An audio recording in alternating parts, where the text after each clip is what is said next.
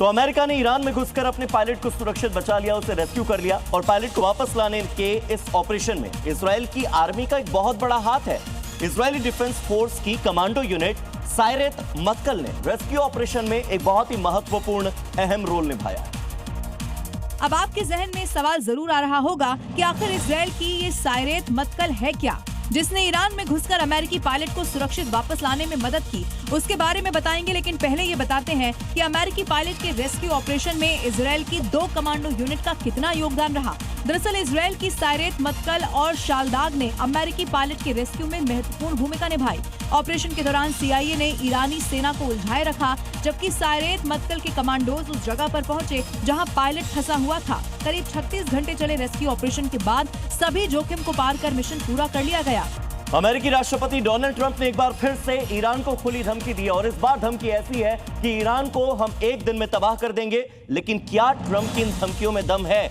क्योंकि वो जब भी इस तरह की कोई बड़ी धमकी देते हैं, जैसे ही वो वक्त आता है, ट्रंप फिर से उस डेडलाइन को आगे बढ़ा देते हैं।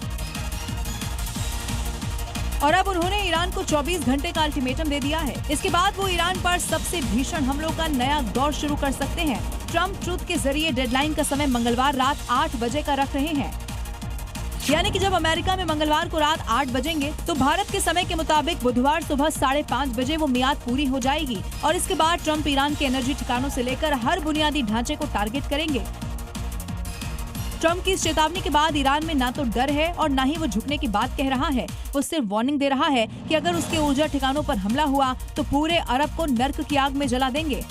इसी बीच ट्रंप ने एक और बड़ा दावा किया कि अमेरिका ने पिछले 37 दिनों में ईरान में 13,000 से ज्यादा ठिकानों पर हमला किया है। अमेरिका की ओर से, इजराइल की ओर से इस महायुद्ध में ईरान के 13,000 से ज्यादा अड्डों पर अटैक किया गया।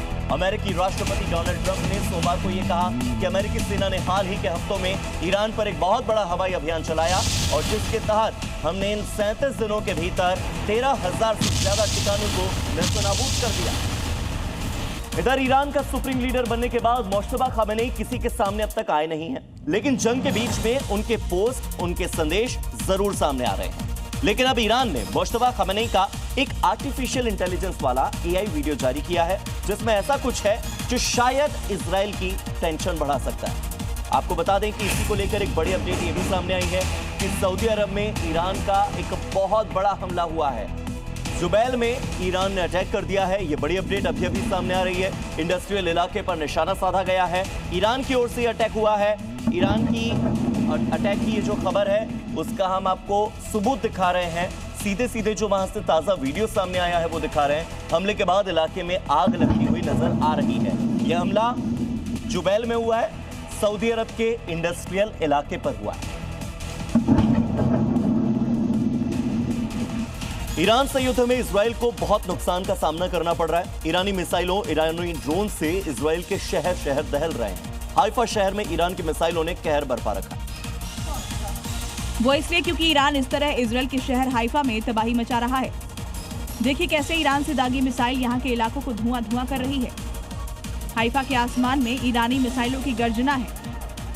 ईरान का दावा है कि 1 घंटे में हाइफा शहर में 10 मिसाइलें दागी गई हैं और हर मिसाइल में 500 किलो का बारूद है।